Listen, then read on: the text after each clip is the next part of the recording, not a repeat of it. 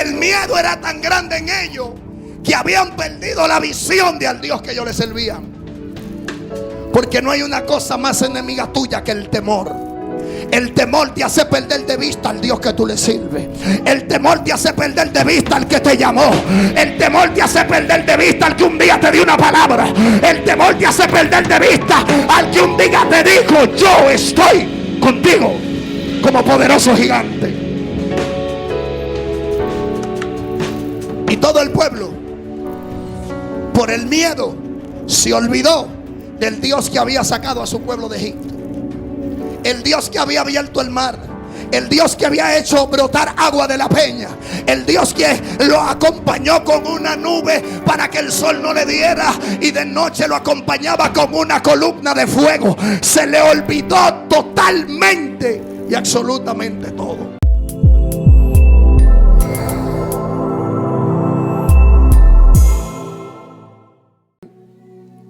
Comenzamos en el versículo 21. Si usted lo tiene, me dice amén, por favor. Amén. Dice: y se pusieron en orden de batalla Israel y los filisteos, ejército frente a ejército. Entonces David dejó su cargo en manos de los que guardaban el bagaje y corrió al ejército. Y cuando llegó, preguntó por sus hermanos si estaban bien. Mientras él hablaba con ellos, he aquí que aquel paladín que se ponía en medio de los campamentos, que se llamaba Goliat, el filisteo de Gat, salió de entre las filas de los filisteos y habló las mismas palabras, y las oyó David. Diga conmigo: las oyó David. Versículo 26 dice: entonces habló David a los que estaban juntos a él, diciendo: ¿qué hará pues el hombre que venciere a este filisteo y quitare el oprobio de Israel? Porque ¿quién es este filisteo incircunciso para que provoque a los escuadrones del Dios viviente? Amén. Levante su mano. Padre, gracias. Tome su asiento. Te damos toda la gloria, toda la honra, toda la alabanza, todo el honor, toda la pleitesía es tuya, Señor. Añade bendición a tu palabra en esta noche. Esta palabra que voy a tratar de ministrar rápido. Yo iba en la pasola a hacer una diligencia. Yo no sabía que iba a predicar. Esta palabra me la dio Dios sin saber que iba a predicar. Y el Espíritu Santo iba tratando conmigo todo el camino. Y me dijo: David, quiero que hables de la guerra. Digo: Señor, pero tú sabes que tuvimos un evento que tuvo que ver con eso. Me dijo: pero hay unos códigos que yo necesito que el pueblo escuche. Yo le dije: bueno. Y ahí empecé a viajar en las escrituras. Y me daba el tema y me decía: cuando la guerra cobra sentido. Dile al que está a tu lado: cuando la guerra cobra sentido. Díselo serio, dile: cuando la guerra cobra sentido. Y yo decía: ¿qué sentido puede cobrar una guerra si oye el nombre guerra? Lo primero que tenemos que entender que la palabra guerra tiene que ver con un conflicto entre una o dos o más personas. Tiene que ver con un desacuerdo. Tiene que ver con que dos personas no estén en la misma línea, no estén en la misma línea de pensamiento. La Biblia dice: andarán dos juntos si no estuvieran de acuerdo de ninguna manera. Dice Jesús también, hablando en un momento, que un reino dividido jamás podrá prosperar. Pero mi mensaje no se enfoca en esto.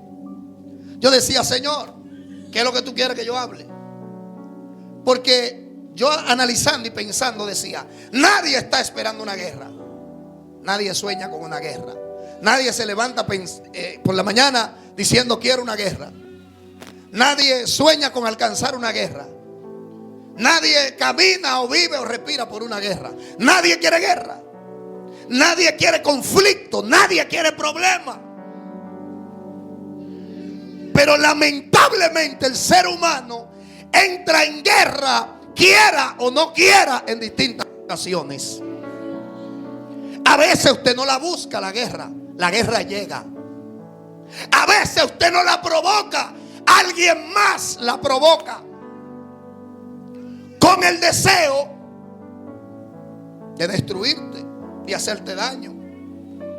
En algo difiere de ti, en algo no está de acuerdo contigo y decide declararte la guerra.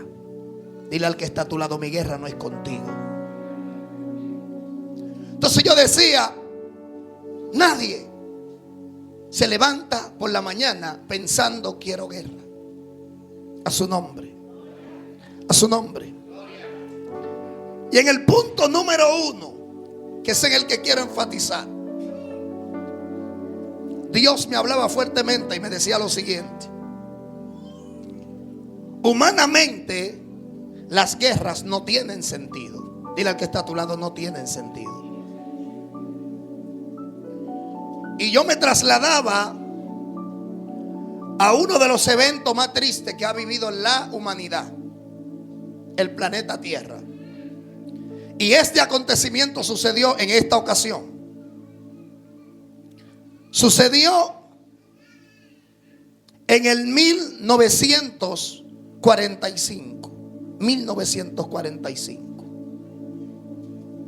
Las bases militares de los Estados Unidos estaban plantadas en una isla que estaba en disputa entre Japón y los Estados Unidos. Estados Unidos toma la isla, son la potencia más grande de la tierra, pero en aquel tiempo habían otras naciones que reñían y medían fuerza con los Estados Unidos abiertamente. Pero resulta que en el 1945 los japoneses deciden atacar las bases militares de los Estados Unidos sin ninguna razón. Allí yacían los soldados y los pilotos de la Fuerza Aérea de los Estados Unidos. Allí dormían, allí tenían sus dormitorios. Habían dejado a sus familias en sus hogares en los Estados Unidos para ir a aquella base militar a rendir su servicio. Allí habían jóvenes, hombres y jóvenes mujeres. Yacían dormidos.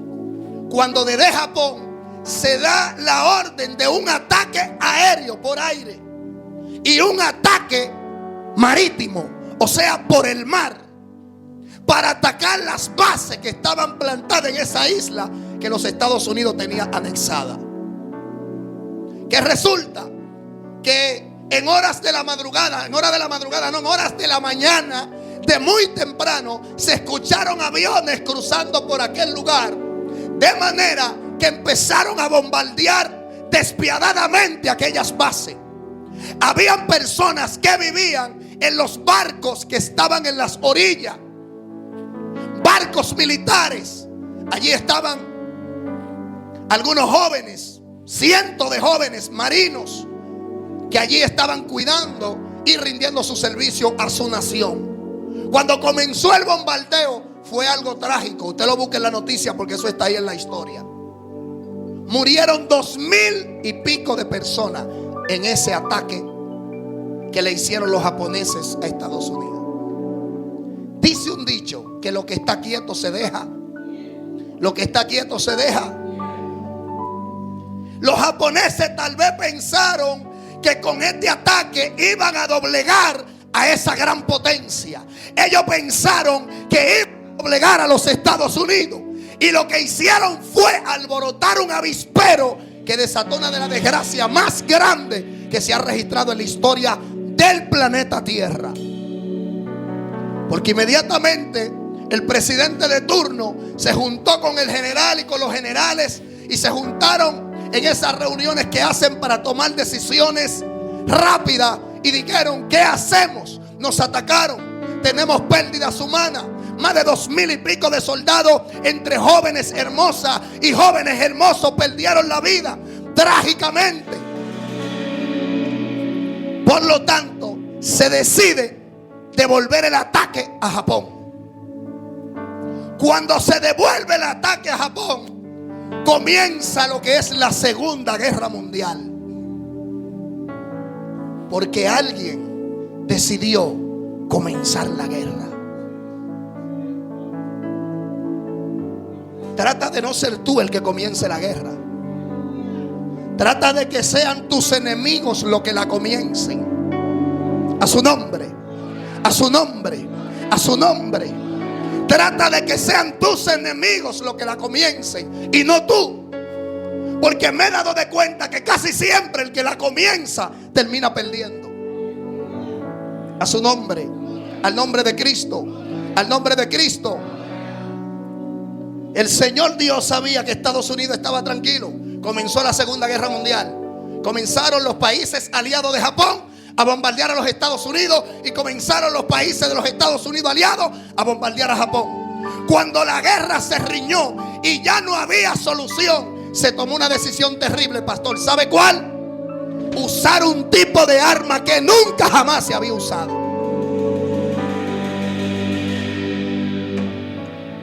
Un científico llamado Albert Einstein hace rato ya había creado algo llamado el plutonio. El plutonio era un mineral o era un químico con el cual se podían crear bombas nucleares. Japón nunca se imaginó que a quien él estaba golpeando, que con quien él estaba comenzando la guerra, tenía una as sobre la manga que podía acabar y destruir por completo su nación. Porque a veces tú atacas a personas que tú no te imaginas lo que ellos tienen debajo de la manga. A veces tú le haces la guerra a personas que tú no te imaginas el respaldo que tienen de parte de Dios. A veces tú te equivocas con gente creyendo que lo estás haciendo bien, y al final el tiro te sale por la culata. Diga conmigo: lo que está quieto se deja quieto. A su nombre, a su nombre. Por lo tanto, el presidente se une rápidamente con, aleluya, el científico Albert Einstein, y le dice: necesito que el químico que tú estuviste preparando, que no queríamos usar, tenemos que darle uso. En aquella reunión, a su nombre sea la gloria, rápidamente decidieron darle uso a aquella bomba. ¿Y sabe lo que pasó, pastor? Que entre una convención o reunión militar se tomó la triste decisión de usar esta bomba. Todo el que está aquí, cuando salga de aquí, métase a YouTube y busque explosión de la bomba en Hiroshima. Hiroshima era la capital principal de Japón. Nagasaki era la segunda capital de Japón. Se planearon dos ataques que iban a acabar totalmente con esa guerra. Porque hay veces que tú decides hacerle la guerra a alguien y Dios planea un ataque para neutralizarte y que no te vuelvas a mover. A su nombre, al nombre de Cristo. Yo no sé cuál es el enemigo que te está haciendo la guerra. Yo no sé cuál es el enemigo que se ha levantado contra ti. Yo no sé cuál es el enemigo que te está murmurando, que te está acabando, que te está destruyendo, que te está comiendo vivo. Pero quiero decirte que si tú no comenzaste la guerra, el cielo tiene una as bajo la manga y está planeando golpear a tu enemigo para neutralizarlo y que no se pueda mover más. Usted está escuchando lo que yo le estoy diciendo. A su nombre, al nombre de Cristo. Y dice la Biblia, dice la historia, a su nombre sea la gloria. No me recuerdo muy bien la fecha, pero en el 1900 y pico de esa misma época decidieron hacer el ataque. Y cuando deciden hacer el ataque, tomaron un avión específicamente para que cargara aquella bomba. Era una bomba que tenía que sé yo cuántos megatones. Aleluya. Decidieron la forma en que la bomba iba a explotar, porque hay estrategias que se planean en el cielo para poder traer éxito a tu vida. Hay estrategias que se planean en el cielo para poder darte victorias grandes. Hay estrategias que se planean en el cielo que tú no te imaginas, pero el cielo, aleluya, está gestando, está cosiendo algo a tu favor. Y decidieron que la bomba no podía caer en tierra, porque si caía en tierra el alcance de la bomba iba a ser poco. Entonces decidieron con Albert Einstein que la bomba debía ir cayendo, y cuando estuviera cerca, unos cientos de metros de altura, antes de caer, debía de explotar. ¿Para qué? Para que el alcance de la bomba fuera más amplio, para que las ondas expansivas de la bomba arrasaran con todo lo que quedaba en su alrededor. A su nombre. Y cuando deciden hacer este ataque, los japoneses no se imaginan que le iban a dar uno de los golpes en la historia más imborrables de toda la humanidad. Vino ese avión, sobrevoló la ciudad de Hiroshima. Algunos dicen que lo vieron, otros no lo vieron, pero otros se preguntaron, es un avión estadounidense. Cuando el avión calculó el lugar donde iba a caer la bomba, entonces regresaron y dejaron caer la bomba. Dicen los que estudiaron el daño geográfico del lugar, que no se había visto tal devastación en la historia en ningún ataque de ninguna guerra. Todo lo que quedaba a kilómetros de la explosión de esta bomba no fue ni siquiera barrido, fue calcinado. Las personas que estaban cerca de estas ondas, que son unas ondas calientes y expansivas, fueron borrados como cuando usted sopla la ceniza, así. Todas las estructuras, todos los edificios, todas las casas que quedaban a 1 kilómetro cercano fueron borradas de Hiroshima. Murieron, se dice que solamente en Hiroshima murieron 200,000 y pico de gente. Entre niños que no tenían que ver con eso, ancianos que no tenían que ver con eso. Entonces por eso tenemos que tener cuidado la guerra que levantamos, porque hay ataques que no solamente nos van a golpear a nosotros, van a golpear a los que nos rodean. Van a golpear a nuestros familiares, van a golpear a nuestros hijos, van a golpear. Por eso dice la Biblia: no toquéis a mis ungidos, ni le hagáis daño. El que te hace daño a ti, le está haciendo daño al reino. El que se levanta contra ti, se está levantando contra el reino. El que se levanta contra ti, se está levantando contra el Dios que te llamó. Él dijo claramente: el que a ustedes los recibe, a mí me recibe. El que a ustedes los rechaza, a mí me rechaza. Y el que a mí me rechaza, rechaza al que me envió. El que a mí me recibe, dijo Jesús, el que a ustedes los recibe, a mí me recibe. El que a ustedes los rechaza, a mí me rechaza. Y el que a mí me rechaza, rechaza al que me envió. O sea que podemos inconscientemente estar no solamente rechazando a un hombre de Dios o a una mujer de Dios, estamos rechazando al Dios de ese hombre, al Dios de esa mujer, al Dios de ese niño, al Dios de ese joven, al Dios de ese adolescente. Ese es lo fuerte que es para él. Y luego de este ataque hubo un segundo. Pero en el segundo murieron menos. En el segundo murieron 100 y pico de miles. Fue en Nagasaki. La segunda bomba la tiraron en Nagasaki. Nagasaki, la segunda ciudad. Es como que tiran una bomba aquí en la capital y tiran otra en Santiago. Cuando tiraron la de Nagasaki, murieron como 150,000 personas en un instante. Es el ataque más trágico que se ha dado en toda la humanidad. Tanto así que esas fechas son fechas de luto mundialmente.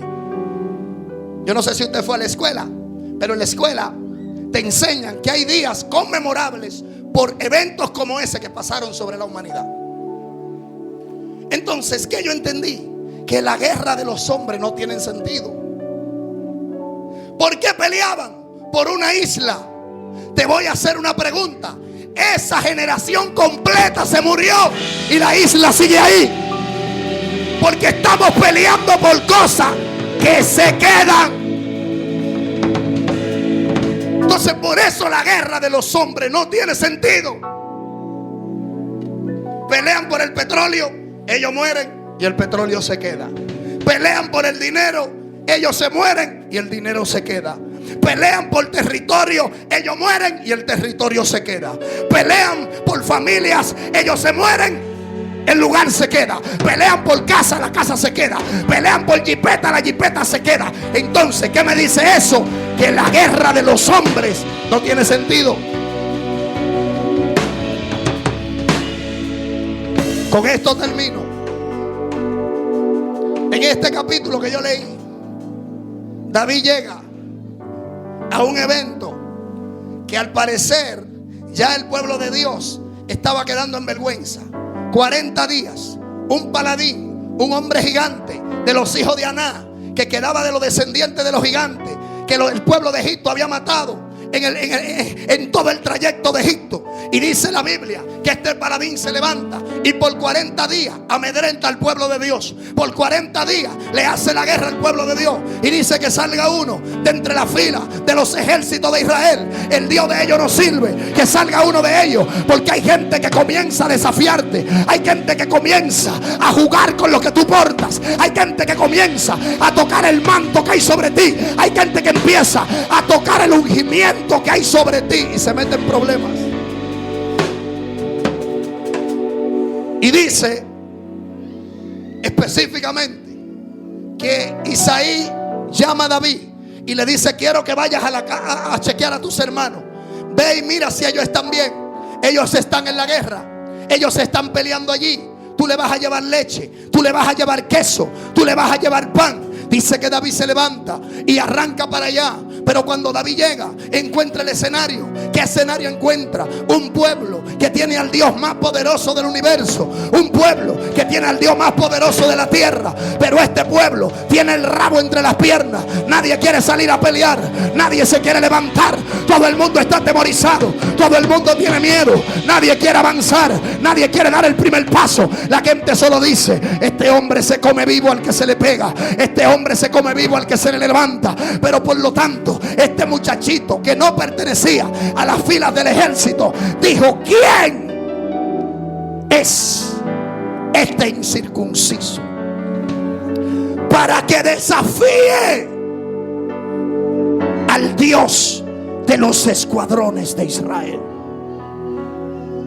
El miedo era tan grande en ellos que habían perdido la visión de al Dios que ellos le servían.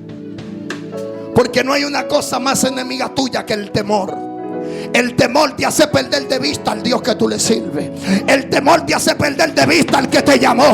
El temor te hace perder de vista al que un día te dio una palabra. El temor te hace perder de vista al que un día te dijo: yo estoy contigo como poderoso gigante.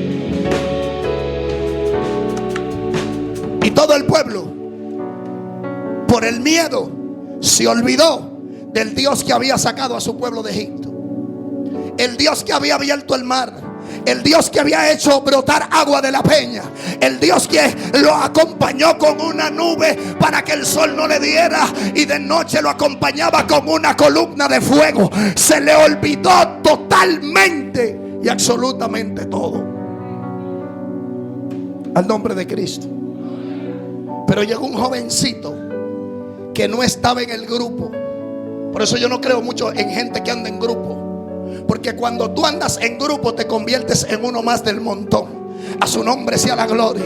Por eso Dios me enseñó a caminar solo.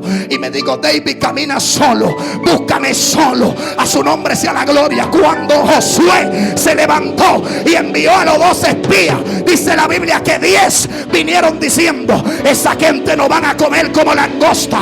Pero habían 2 que no iban en el grupito. Habían 2 que se pusieron de acuerdo. Habían 2 que dijeron: nosotros sabemos al Dios que le estamos sirviendo. Habían 2 que decidieron no pecar. Habían 2 que decidieron avanzar. Habían 2 que decidieron honrar a Dios. Y cuando Josué dice que vinieron a traer las buenas a Josué, Josué le preguntó: díganme qué tal la tierra. Y saltaron 10 y dijeron: esa gente no van a comer como pan. Esa gente no va a comer vivo. Parecemos langostas delante de ellos. Pero hubieron 2 A su nombre. A su nombre. Hubieron dos que dijeron: eso es mentira del diablo. Usted sabía que usted no necesita mucha gente. Usted nada más necesita uno o dos que se pongan de acuerdo con usted para que usted logre lo que Dios dijo que usted iba a lograr. Usted no necesita cantidad. Usted necesita dos personas o una sola que se una con usted en la visión, que se una con usted en lo que Dios habló, que se una con usted en lo que Dios prometió. Por eso dice la Biblia: si dos o tres se pusieren de acuerdo con cualquier cosa que pidieren, le será hecha. Por eso Dios tuvo que depurar el ejército de Gedeón, porque habían 30,000 y pico de gente, pero todos eran unos cobardes. Todos eran unos criticones, unos murmurones. Todos eran, pero no eran. Todos estaban, pero no pertenecían. Porque dice la Biblia que no son todo lo que están, ni están todo lo que son. No todo lo que brilla es oro.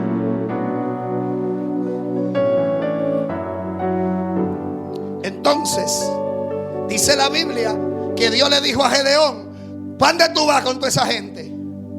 Detente. Yo no te voy a dar la victoria con toda esa gente. Esa gente te están comiendo vivo. Detente ahí. Vamos a depurar quiénes son los fieles. Vamos a depurar quiénes están en Dios de verdad. Vamos a depurar quiénes están en la visión de verdad. Vamos a depurar quiénes no están solamente por el brillo. Vamos a depurar quiénes no están solamente por los panes y los peces. Vamos a depurar cuáles son los verdaderos. Y dice que le dio un código, porque hay código para que tú descubras quién es y quién no es. Le digo: mira, los que se hinquen y laman el agua y suelten su espada, ninguno de esos son. Pero los que laman el agua con la espada en la mano, la espada representa la visión. Los que no sueltan la visión, aunque vengan problemas, aunque vengan tempestades, aunque vengan críticas, aunque vengan malicia, con eso es que tú vas a caminar y con eso es que te voy a dar la victoria. Yo no necesito cantidad, le dijo Dios. Tristemente, de 30,000 y pico de gente, 300 gente se quedaron con la espada en la mano. Porque a la hora de la verdad no es todo el mundo que se queda con la espada en la mano. A la hora de la verdad no es todo el mundo que permanece. A la hora de la verdad no es todo el mundo que decide quedarse en la baja, que decide quedarse entre la múlmura, que decide quedarse entre el problema. No es todo el mundo.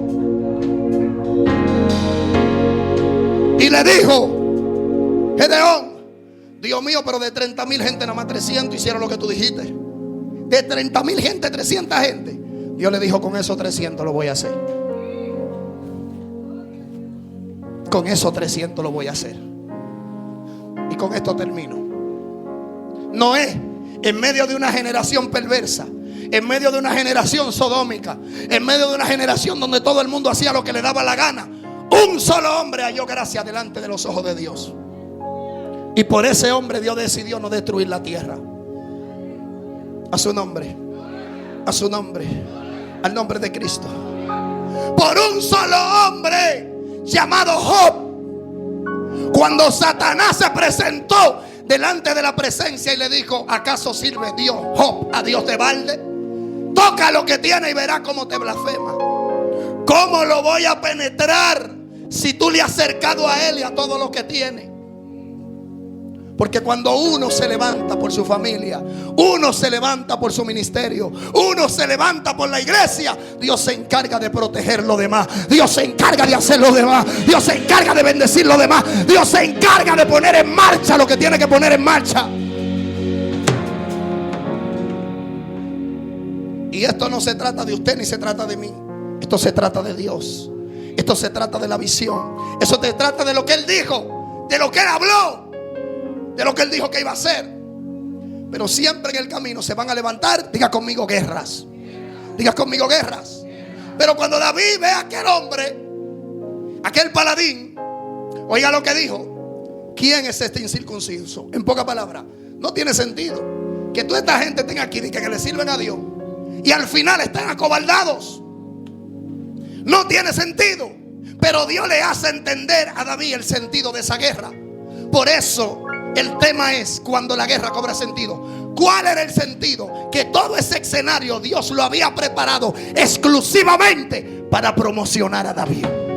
Hay escenarios que van a parecer tu destrucción. Hay escenarios que van a parecer que todo se acabó, que todo se terminó, que todo llegó hasta ahí. Y déjame decirte que no todo se ha acabado. Apenas Dios está comenzando. Que la guerra no te amedrente, que la guerra no te detenga. Al contrario, que la guerra sean un motivo para seguir avanzando, para seguir creciendo, para seguir viendo a Dios, para seguir caminando, para seguir hermoseándote, para seguir ungiéndote, para seguir ayunando, para seguir orando, para seguir unidos a los que sí deben de estar unidos, para seguir en la visión, sí, estar en la visión y no desconectarte y saber que el día que Dios te llamó, muchos de los que te están acompañando no vieron ni escucharon lo que Dios dijo de ti. Por eso te murmuran, por eso te acaban, por eso te critican, porque ellos no estuvieron el día que Dios te recibió desbaratado, el día que Dios te recibió destruido, el día que Dios te sacó de las drogas, te sacó del mundo, te sacó de las calles, te sacó de la prostitución. Ellos no estaban ahí cuando Dios te dijo: no vas a morir, sino que vas a vivir, porque yo estoy contigo como poderoso gigante. Póngase de pie. Póngase de pie. Aleluya. Póngase de pie.